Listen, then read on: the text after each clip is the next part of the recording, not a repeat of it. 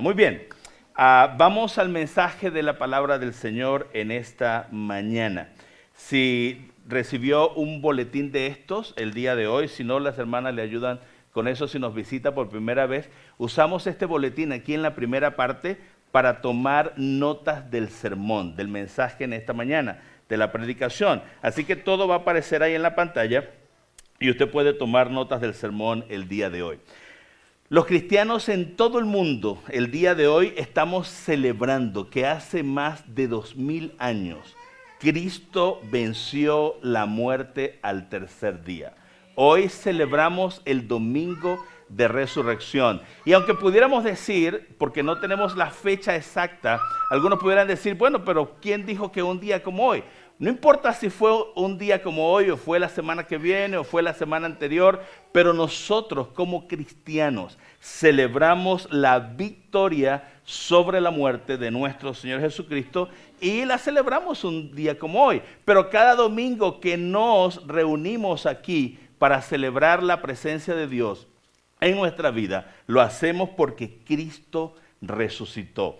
Esa es la razón, porque la muerte y la resurrección de nuestro Señor Jesucristo lo cambió todo. Y en esta serie de sermones que comenzamos el día de hoy, vamos a estar predicando durante estas 4 semanas, comenzando a partir de hoy, acerca de 4 verdades profundas sobre nuestra fe, que sostienen la fe cristiana.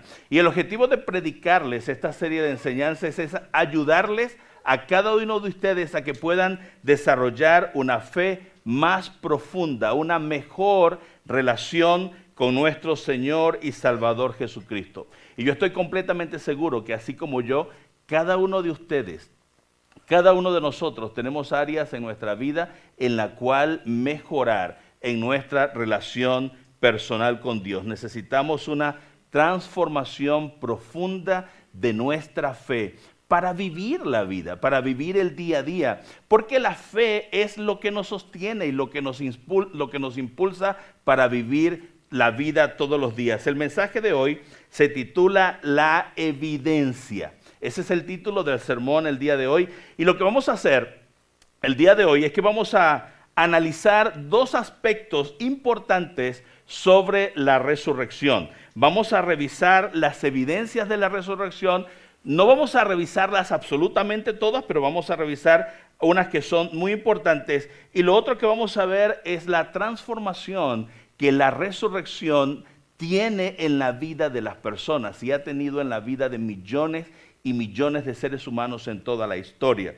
Así que vamos a orar para que el Señor nos hable en esta mañana. El Espíritu Santo que mora en nuestro corazón, pero que también está presente en este lugar, nos hable a cada uno de nosotros el día de hoy. Si gusta puede estar en pie, si quiere, no puede mantenerse sentado, pero vamos a orar. Padre, en el nombre de Jesús venimos delante de tu presencia en esta mañana. Te damos gracias por este tiempo de alabanza, gracias por los hermanos que el día de hoy bajaron a las aguas del bautismo, testificando que te recibieron como Señor y Salvador de sus vidas, pero también creyendo que tú un día volverás por segunda vez por tu iglesia. Hoy que comenzamos esta serie de sermones acerca de la Semana Santa, Señor, y especialmente vamos a revisar las evidencias de la resurrección el día de hoy. Oramos para que tu Espíritu Santo nos hable a cada uno de nosotros en esta mañana. En el nombre de Jesús, amén y amén. Muy bien, pueden tomar sus lugares allí donde están. Entonces allí, número 1, en sus notas, la evidencia, lo primero que vamos a ver es la evidencia de las profecías de las Escrituras. Allí, número 1 en sus notas, las evidencias de las profecías de las Escrituras. Fíjense, la palabra de Dios enseña y podemos ver en toda la Biblia profecías acerca de la muerte y la resurrección de nuestro Señor Jesucristo. Miren lo que dice el apóstol Pablo en 1 Corintios capítulo 15, versículos 3 y 4. Esto es lo que dice Pablo. Porque primeramente os he enseñado lo que asimismo recibí, que Cristo murió por nuestros pecados, ¿conforme a qué cosa? Conforme a las Escrituras, y que fue sepultado y que resucitó al tercer día conforme a las Escrituras. Es decir, Pablo lo que está diciendo es que lo que había ocurrido, la muerte y la resurrección de nuestro Señor Jesucristo, había sido profetizado, se encontraba anunciado en las Escrituras. Y cuando Pablo usa esa expresión, las Escrituras, se refiere al Antiguo Testamento. Pablo está diciendo, en otras palabras, en el Antiguo Testamento los profetas habían hablado acerca del advenimiento del Mesías, que iba a venir a este mundo, pero que iba a morir y al tercer día resucitaría. Esas dos expresiones en esos dos textos bíblicos se refieren a eso.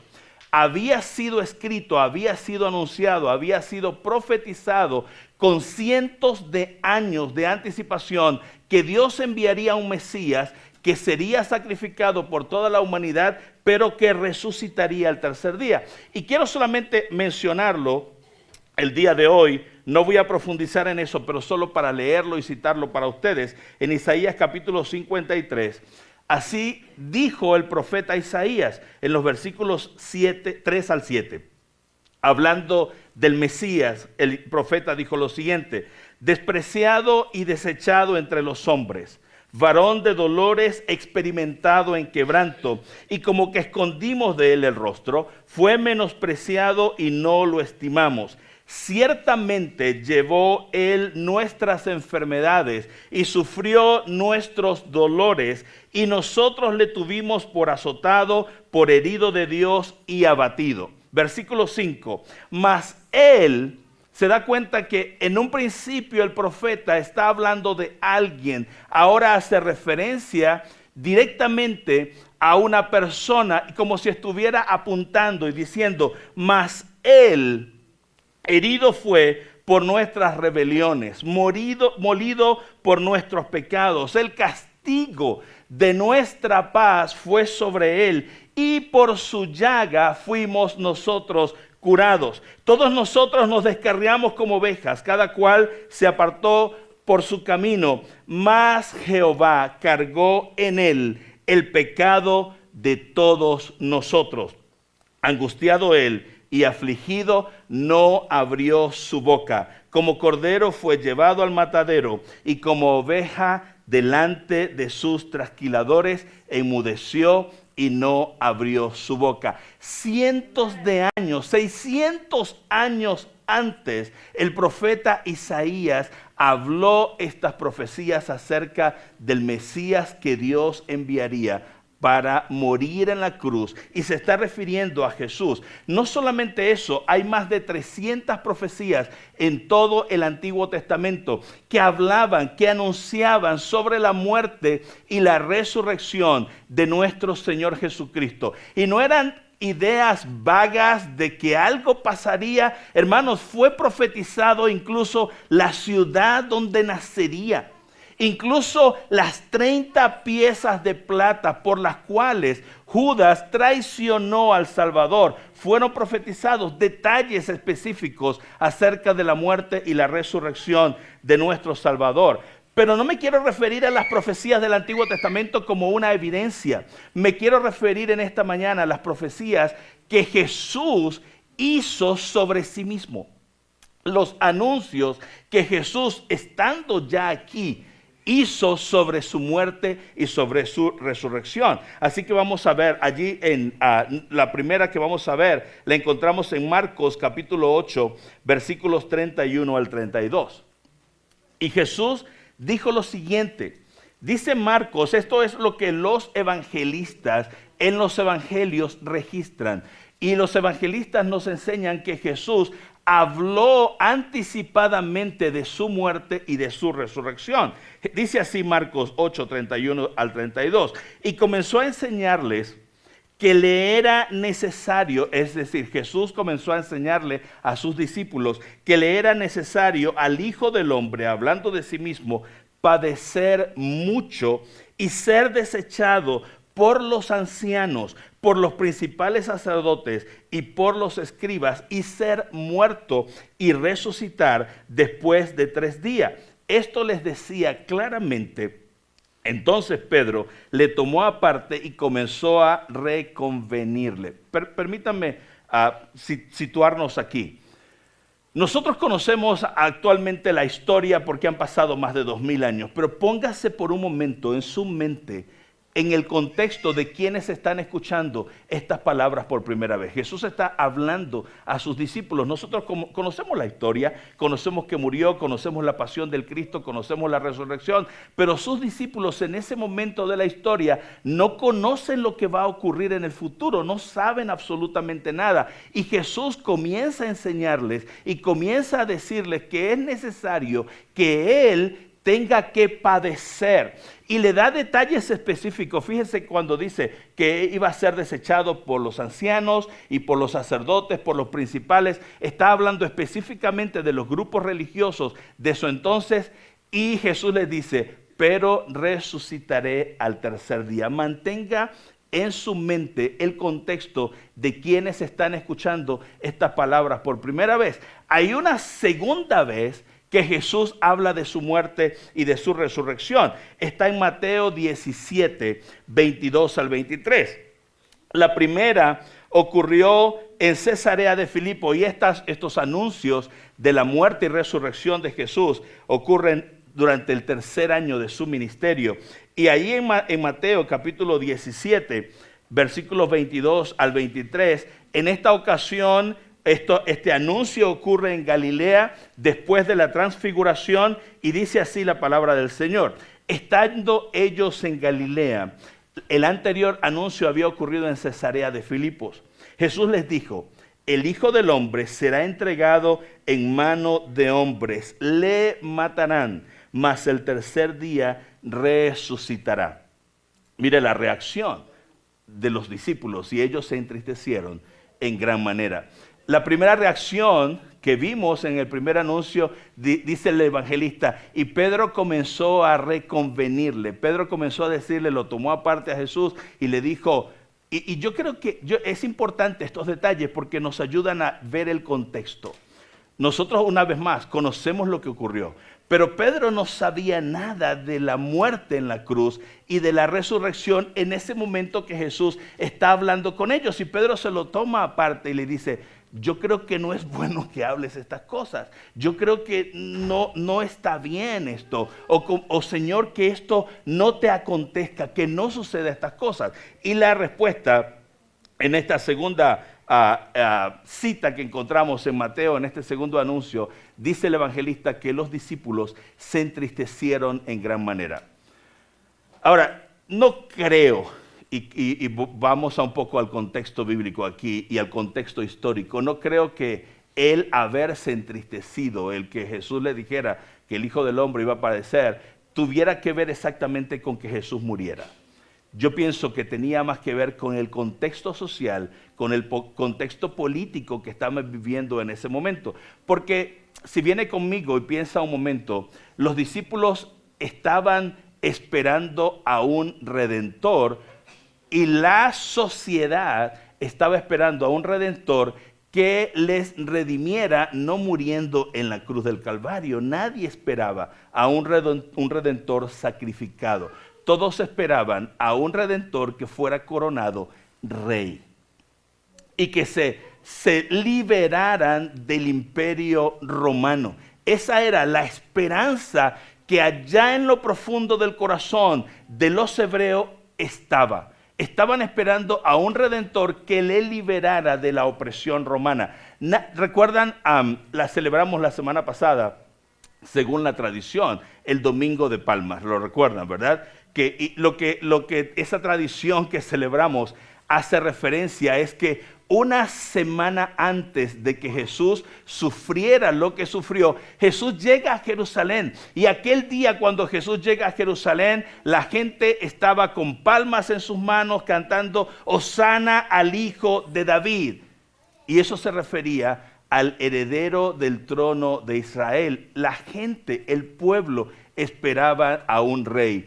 Y yo creo que los discípulos tenían eso en mente. Tenían eso en sus mentes y en sus corazones, que si Jesús era el Mesías, entonces sería el rey que les libertaría. Vamos a la tercera, rápidamente. A la tercera evidencia o tercera profecía, tercer anuncio de Jesús. Y la encontramos en Lucas capítulo 18, versos 31 al 34. Dice así: tomando Jesús a los 12, les dijo: he aquí subimos a Jerusalén. Esto ocurre previo a lo que llamamos nosotros el domingo de Ramos, es decir, días antes de aquella semana antes de la Pascua, cuando Jesús sabe que van a ir a Jerusalén y les dice lo siguiente. Dice: he aquí subimos a Jerusalén y se cumplirán todas las cosas escritas por los profetas acerca del Hijo del Hombre, pues será entregado a los gentiles y será escarnecido, afrentado y escupido. Miren los detalles que Jesús está anunciando o diciendo a sus discípulos que iba a ocurrir con él. Y dice: y después que le hayan azotado, le matarán. Hermanos, esto que está escrito aquí no está escrito después, no fue dicho después de la muerte de Jesús. Jesús lo dice una semana, unos 10, 12 días antes de ser arrestado, y les está dando detalles específicos de lo que va a ocurrir. Y después de que le hayan azotado, le matarán, mas al tercer día resucitará. Pero fíjense que con toda honestidad, quienes registraron la historia, nos dice también el versículo 34, pero ellos nada comprendieron de estas cosas, y esta palabra le era encubierta y no entendían lo que se les decía. No comprendían. Es más, los discípulos, después que Jesús muere, no están esperando que Jesús resucite. Esa no es la evidencia que encontramos en el Nuevo Testamento. Entonces, una vez más, la respuesta de los discípulos. Pedro comienza y toma a Jesús aparte y le dice: Señor, que estas cosas no te acontezcan. La segunda, el registro de la evidencia profética, dice que se entristecieron en gran manera, tal vez porque sus esperanzas estaban puestas en otra cosa. Y en esta tercera evidencia, los evangelistas nos dicen con toda honestidad: no entendieron, no comprendían lo que Jesús les quería decir. Por eso vamos al segundo punto del mensaje en esta mañana, la segunda evidencia, y es la evidencia de las pruebas. La evidencia de las pruebas irrefutables. No solamente la evidencia de la resurrección, de que Jesús lo había anunciado anticipadamente, semanas, meses antes. Jesús había hablado a sus discípulos de su pasión, de su muerte, de su martirio, de su resurrección. Tenemos esa evidencia, pero también de la resurrección tenemos pruebas indubitables, pruebas irrefutables. Mire lo que dice a Lucas cuando escribe el libro de los Hechos en el capítulo 1, versículo 1 al 3. Estimado Teófilo, dice Lucas, en mi primer libro me referí a todo lo que Jesús comenzó a hacer y enseñar. Se refiere, ahí en ese versículo específicamente, se refiere al Evangelio de Lucas. En el Evangelio de Lucas, Lucas escribe acerca de la vida de Jesús. Pero ahora, en el libro de los Hechos, Lucas está registrando lo que ocurrió después del Evangelio. Versículo 2, hasta el día en que Jesús fue llevado al cielo, y luego de darles instrucciones por medio del Espíritu Santo a los apóstoles que había escogido. Es decir, está refiriéndose a lo que escribió en el Evangelio de Lucas. Versículo 3, después de padecer la muerte, se presentó dándoles muchas pruebas convincentes. Otra versión de la Biblia dice pruebas indubitables, es decir, pruebas que no pueden ser refutadas, pruebas convincentes de que estaba vivo. Durante 40 días se les apareció y les habló acerca del reino de Dios. Entonces, los evangelios y las escrituras del Nuevo Testamento nos habla de las pruebas de la resurrección, las pruebas que son irrefutables, que son indubitables, totalmente convincentes. Mire lo que dice a Pablo cuando escribe a los Corintios En 1 Corintios capítulo 15, versículos 6 al 8, Pablo hace un resumen diciendo, después se apareció, hablando de la resurrección, Pablo está haciendo un recordatorio de cómo ocurrió la resurrección. Dice, después se apareció a más de 500 hermanos, es decir, no fue solamente una evidencia visible, palpable para los discípulos, sino que Pablo registra que se apareció a más de 500 personas.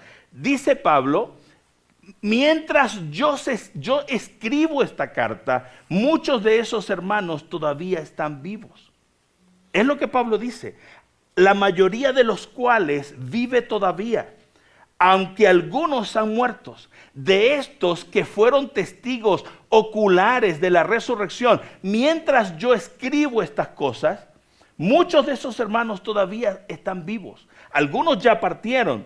Dice, luego se apareció a Santiago, más tarde a todos los apóstoles, y dice Pablo, y por último a mí, dice, como a un abortivo, como a uno nacido fuera de tiempo, se me apareció también a mí. Entonces, lo que las escrituras nos registran es que Jesús no fue que resucitó y nadie se enteró de la resurrección. Habían pruebas que no podían ser refutadas. Lo escribe Lucas, lo escribe Pablo, lo escribe Pedro. Habían testigos oculares de la resurrección. ¿Qué fue lo que ocurrió aquella mañana que nosotros recordamos el día de hoy? Que nosotros celebramos un domingo como hoy, el domingo de resurrección. Mire lo que dice Mateo, cómo lo registra el Evangelio de Mateo en el capítulo 28, versículos 1 al 6. Dice así: pasado el día de reposo, al amanecer del primer día de la semana, y por eso lo celebramos el domingo es el primer día de la semana, aunque dentro de nuestro calendario el primer día laboral es el día lunes, en el calendario el primer día de la semana es el domingo. Y ese primer día de la semana, domingo en la madrugada, vinieron María Magdalena y la otra María a ver el sepulcro.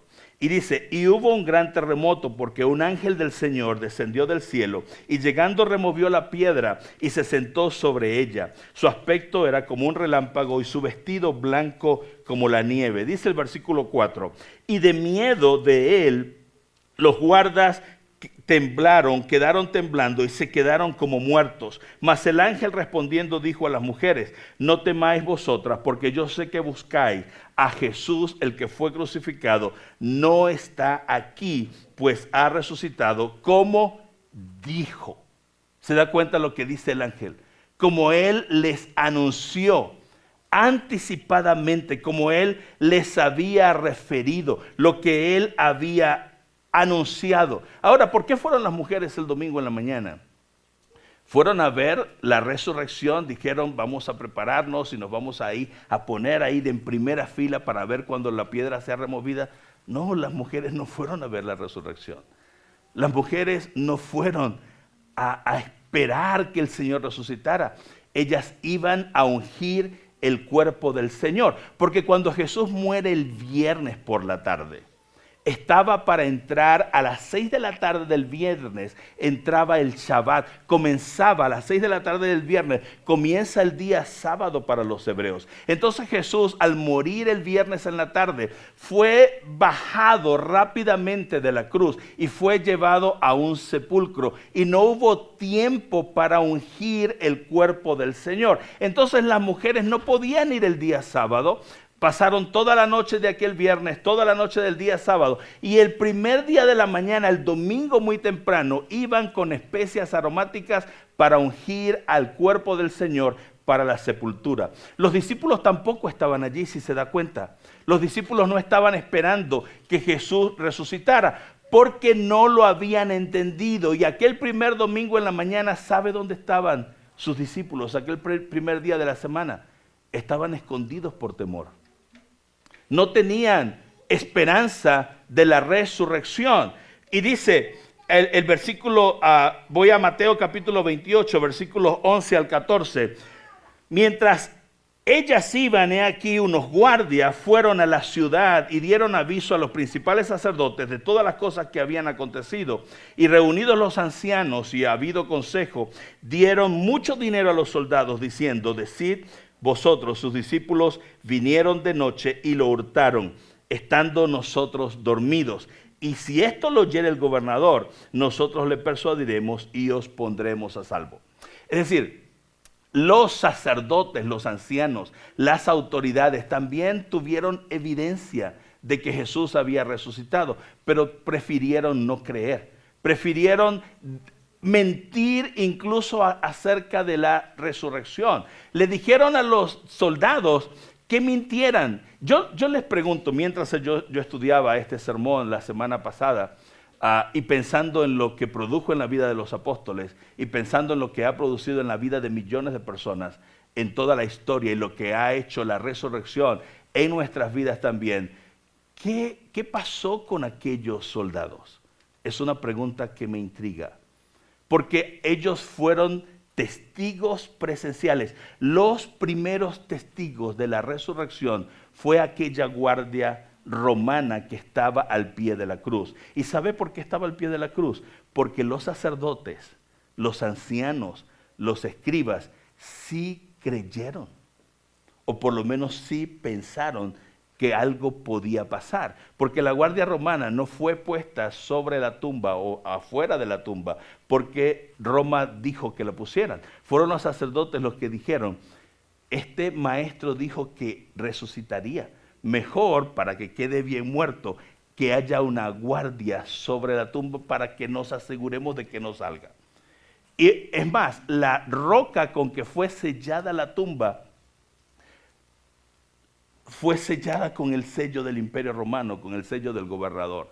Que si alguien rompía el sello del Imperio Romano, era reo de muerte. Es decir, los fariseos se aseguraron de que no ocurriera la resurrección. Pero una vez más me pregunto, ¿qué pasó con aquellos soldados? Porque fueron testigos de la resurrección. Ellos fueron los primeros que vieron lo que ocurrió, fueron los testigos oculares. Y la mentira que luego se generó o que mandaron a generar los sacerdotes es: digan que los discípulos los robaron el cuerpo de Jesús mientras nosotros dormíamos. Es un argumento muy tonto, ¿verdad? Porque si alguien pregunta: ¿y cómo te enteraste si estabas dormido? Era muy sencillo debatir el argumento. Si tú estabas dormido, ¿cómo te diste cuenta que los discípulos vinieron a robar? Y eso nos lleva a nuestro tercer punto de análisis en esta mañana, y es la evidencia del poder transformador.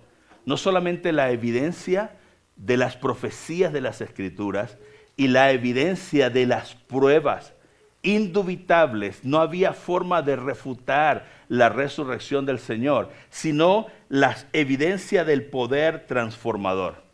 Y me encanta el argumento que Pablo usa en 1 Corintios, capítulo 15, versículo 14 al 19, donde Pablo dice lo siguiente: y si Cristo no ha resucitado, Pablo está argumentando acerca de la resurrección de los muertos. Pablo dice: lo que predicamos, nuestra predicación no sirve de nada, es vana, como tampoco la fe de ustedes. Es decir, tendrían una fe vacía, una fe hueca, sin sentido, una fe que no tiene sentido, porque si no hay resurrección, nuestra fe no tiene sentido. Pablo dice: aún más, resultaríamos nosotros que predicamos a Cristo falsos testigos de Dios por haber testificado que Dios resucitó a Cristo, lo cual no habría sucedido si en verdad los muertos no resucitaran. Versículo 16.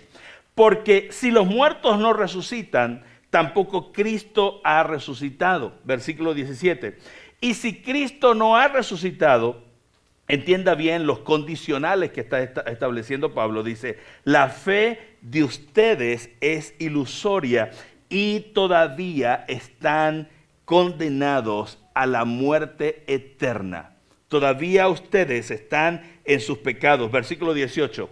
En este caso, también están perdidos los que murieron en Cristo. Versículo 19. Si la esperanza que tenemos en Cristo fuera solo para esta vida, Es decir, si no existiera vida eterna, si no existiera esperanza de que un día vamos a ir al cielo, dice Pablo, seríamos los más desdichados de todos los mortales. No sé si puede entender el sentimiento que Pablo expresa al escribir estas palabras.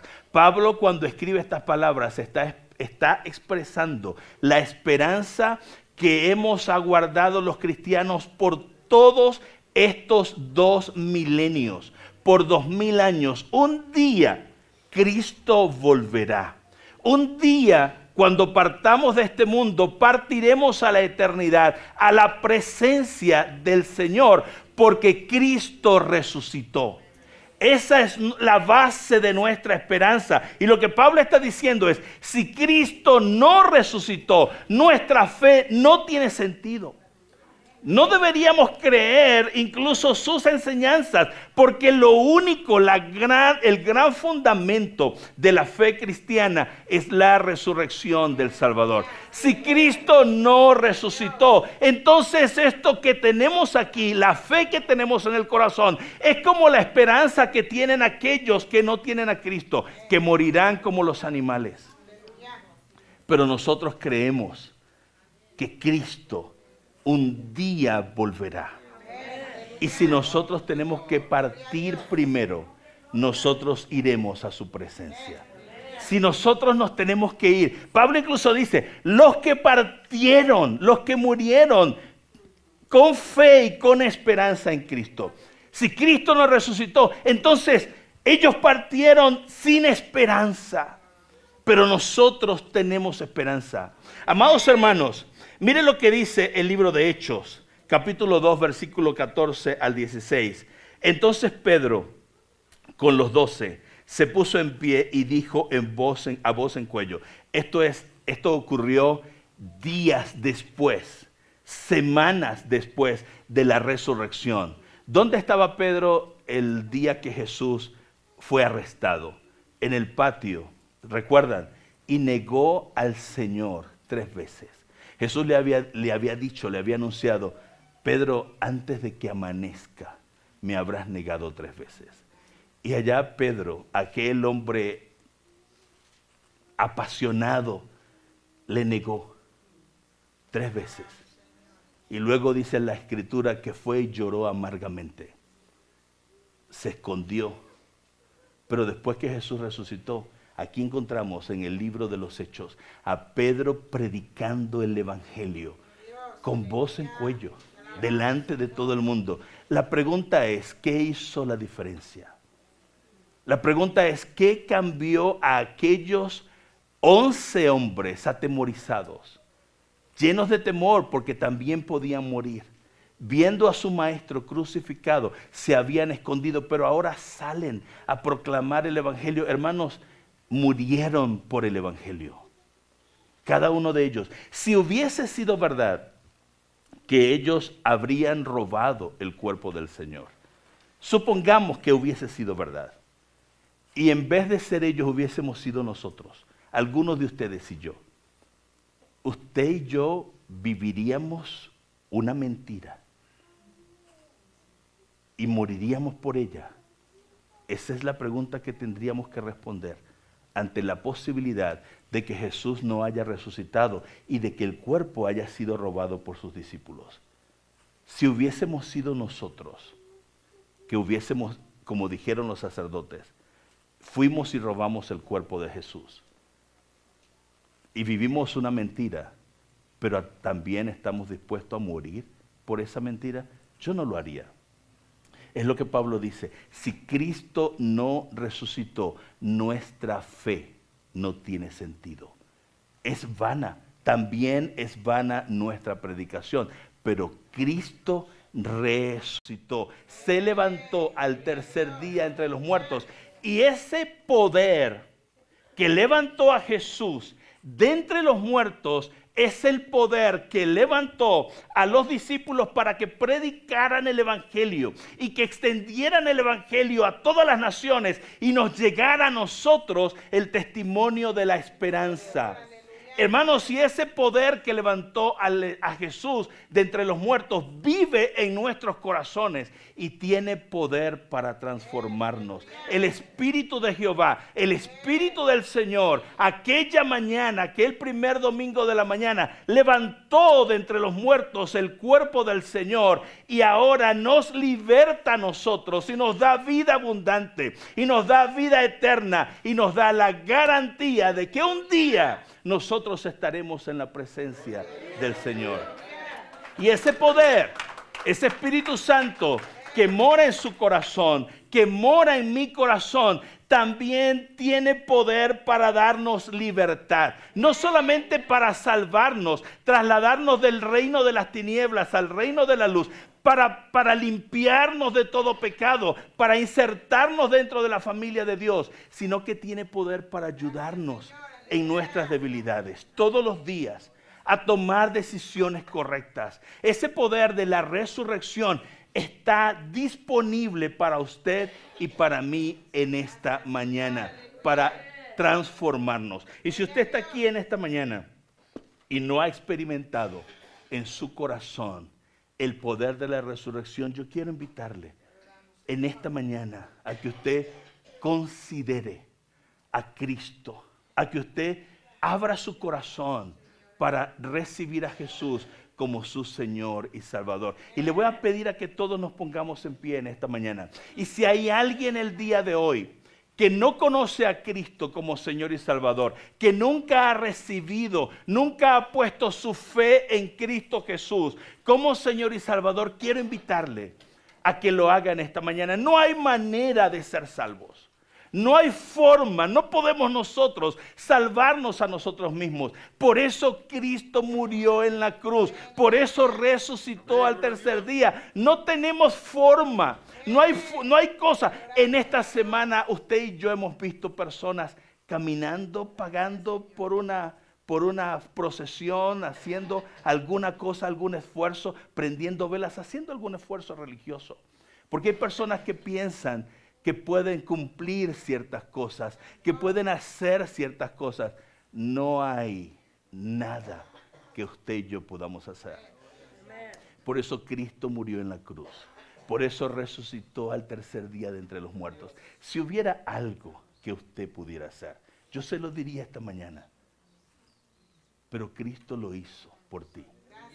Por eso quiero invitarte que en esta mañana abras tu corazón para recibir a Jesús como Señor y Salvador. Quiero invitarte en esta mañana a que ores conmigo. Vamos a inclinar nuestros rostros y a cerrar nuestros ojos para poner nuestra mente y nuestro corazón allí concentrados con el Señor. Y dígale: Señor Jesús, yo reconozco en esta mañana que soy pecador, que no hay nada que yo pueda hacer para salvarme a mí mismo. Reconozco que tú moriste en la cruz del Calvario y derramaste tu sangre por mis pecados y que resucitaste al tercer día. Hoy entrego mi corazón y mi vida para que tú vengas y me salves y me libertes y me traslades del reino de las tinieblas al reino de la luz.